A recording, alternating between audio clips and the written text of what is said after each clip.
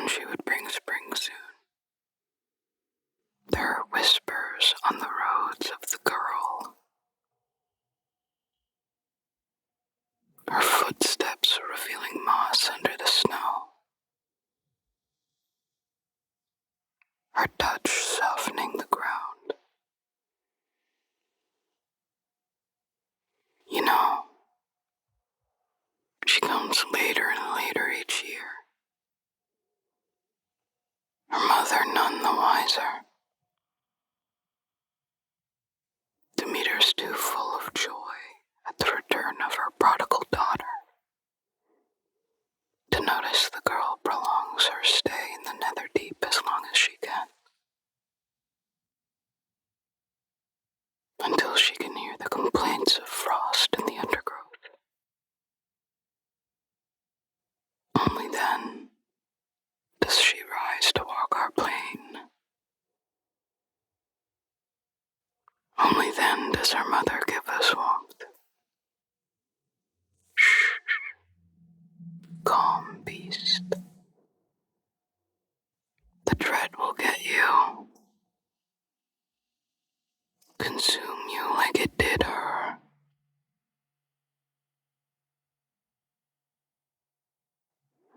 A few towns over, I heard some think that the girl herself ushers in spring.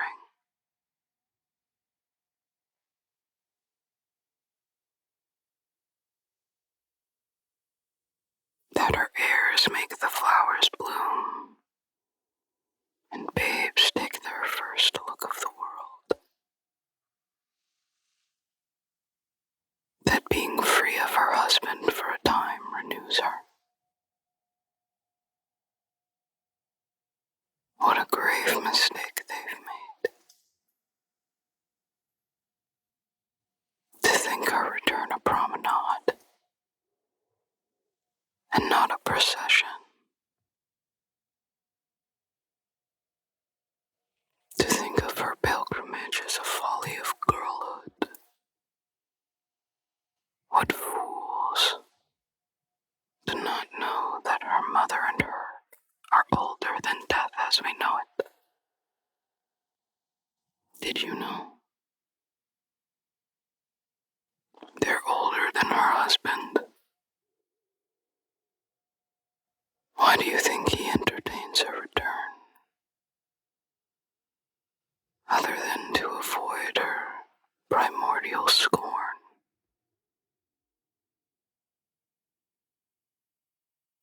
If he rules over the underworld, surely he can keep a mere maiden in check. Likely story. They only believe that because they forget at one point she had a name. A real one. Not Kore. Not the girl. Not the maiden. A name that was never to be spoken aloud.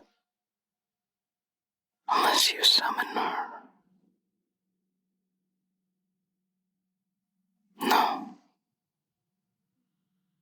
She was never a prancing maiden in a field of lavender and childlike wonder. She was an omen. A sign that tragedy will strike. A lifeline cut too short.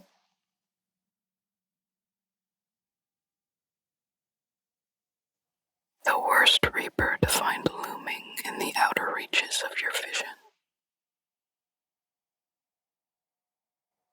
Listen. She may be flowers, but she's a bouquet found on a grave. She may be young, but she's cursed to be young forever. She may have been joyful, but it's a jubilance only found in buried memories.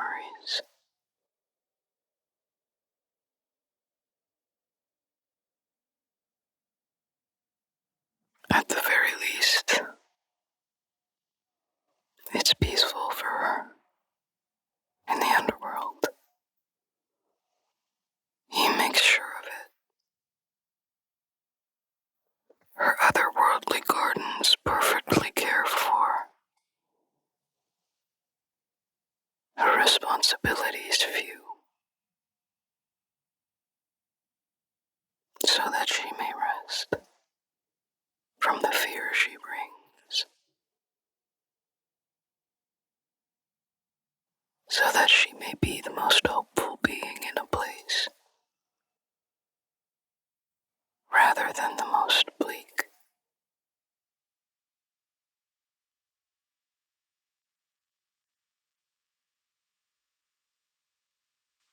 Some say she's the world's spring, but the dead know she belongs to them. A blossom of hope, a constant pillar to lean on and weep.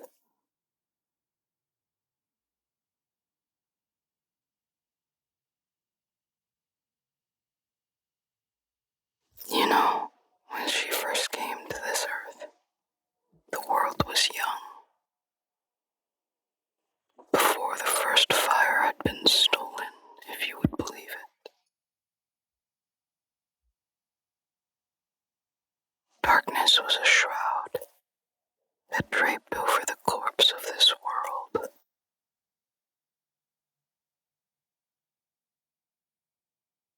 Mortals didn't walk the earth as we do now. Instead, they scurried like bugs exposed in the light, like prey.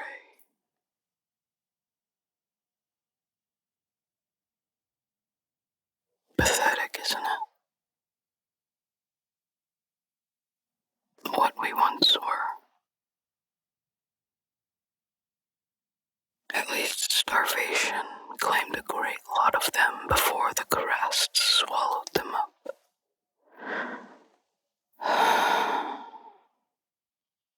Thank the gods for Prometheus. That foolhardy bastard. He's lucky that son of Zeus took pity on him. I wouldn't have.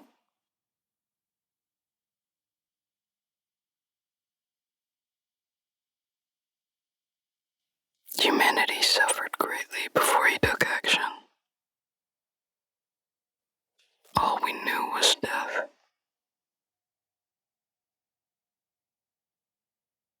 That's how she came to be.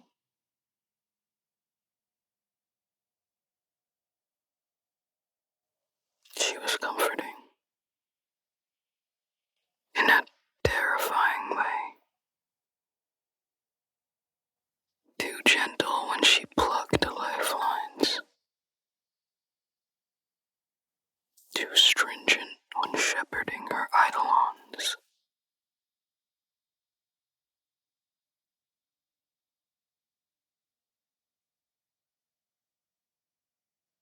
Timeless in the way she carried herself. And yet still so young.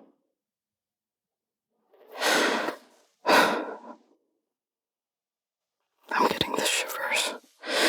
These woods are too damn cold still.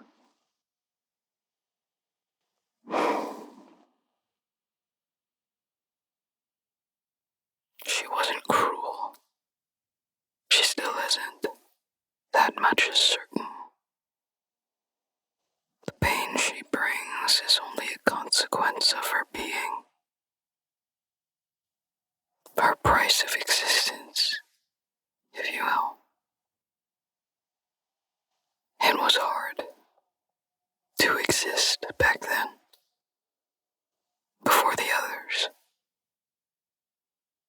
The Titans were born from Gaia.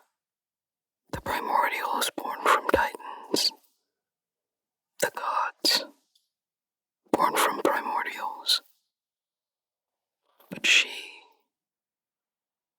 just was. Sure. Demeter's her mother, but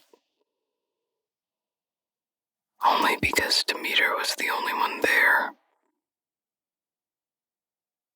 The only one alongside her from the beginning.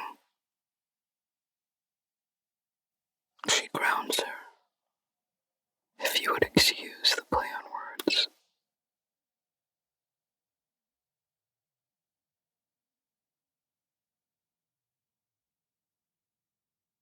It's really not her fault that she bears such weight. But after life, death is the only other constant. And so her mother and her have existed, and will continue to exist, until the end of one brings the end to the other. And the end of us. Where was I? Right.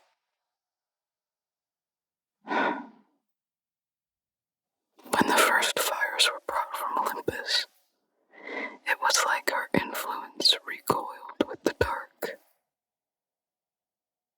With the fire's warmth being present, her warmth left.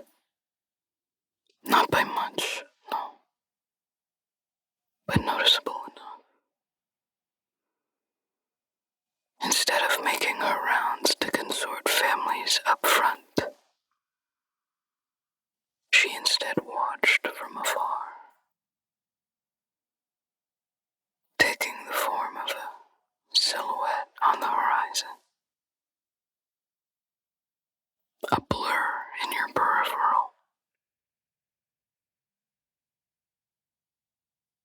Soon, those who remembered her from before had their turn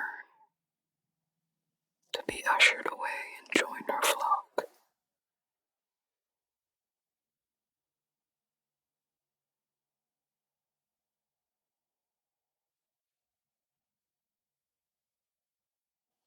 And with the new generation of humanity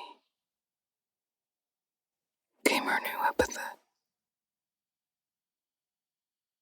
the dread Despoina.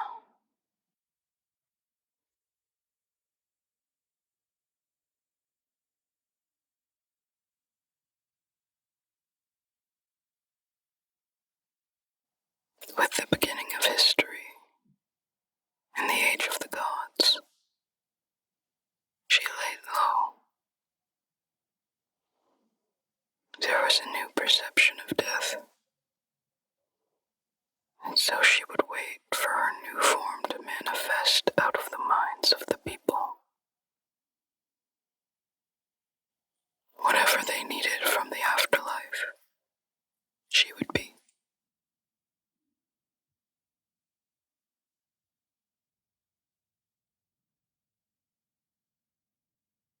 So she returned to her mother, resting and wandering the natural parts of the world. That's where we know of the story starting. But the girl had already been witness to so much beforehand.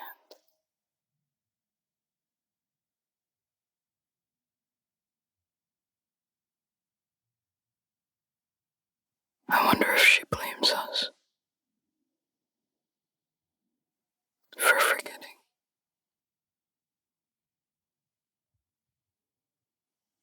If you lived a life that no one was there to see, would you let it slip into oblivion? Would you claw at history to be remembered? I don't know if I would, my friend. I don't know if I would.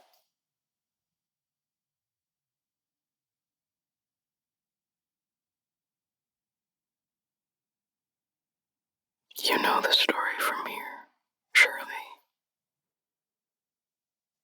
Depending on who you come upon on the roads, she's kidnapped by or stumbles upon the Lord of the Underworld, who, in my humble opinion, is at least reasonable compared to most of his kin.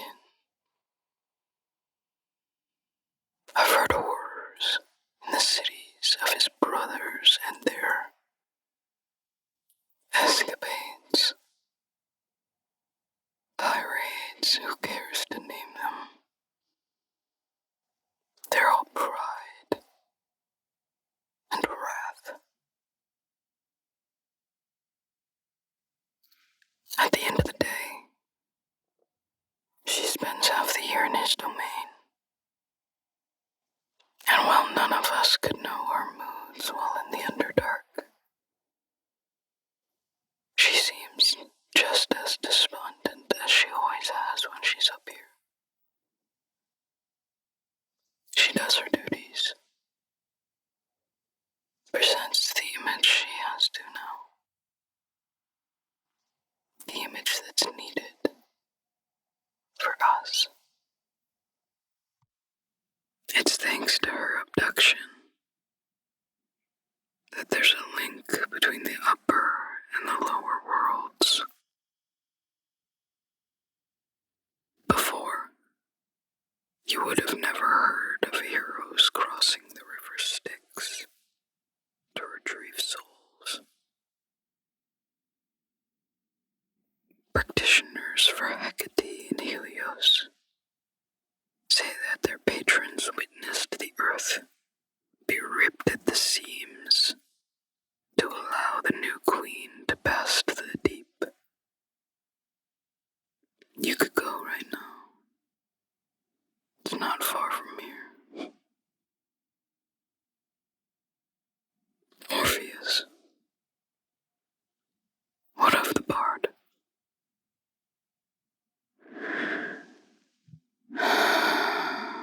Yes. He probably spoke with her on his journey. Poor boy. No one's seen him since. He was wrecked after she passed. What was her name? Eurydice. Young lovers gone too soon.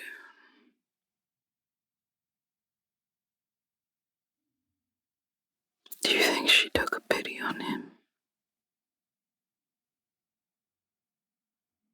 Maybe he actually managed to convince her to hand over a soul with that pretty voice of his. But something went wrong on the trek back. I've heard of that. Or it might be able to show generosity on her throne. But she can't guarantee safety on the way back.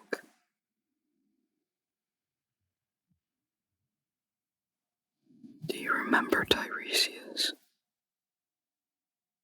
Odysseus' seer, who passed a few moons ago. Some of the acolytes in Athens say that they believe he continues to have foresight in death.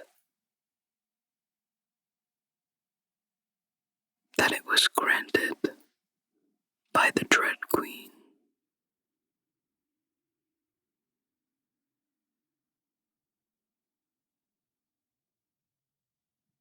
I guess when you guide the dead to their eternal destiny, you can be a bit forgiving with some. Her cults call her Sotera instead of her forbidden name. A savior.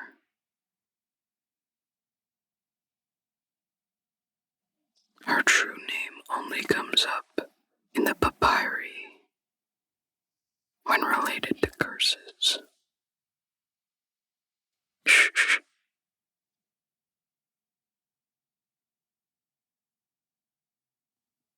Do you see that light over there?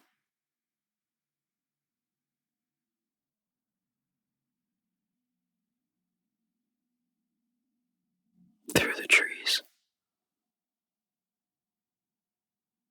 At the edge of the horizon.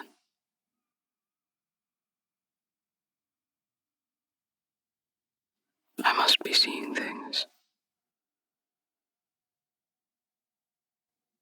Do I know her name? I do. I warn you, friend, once I speak it,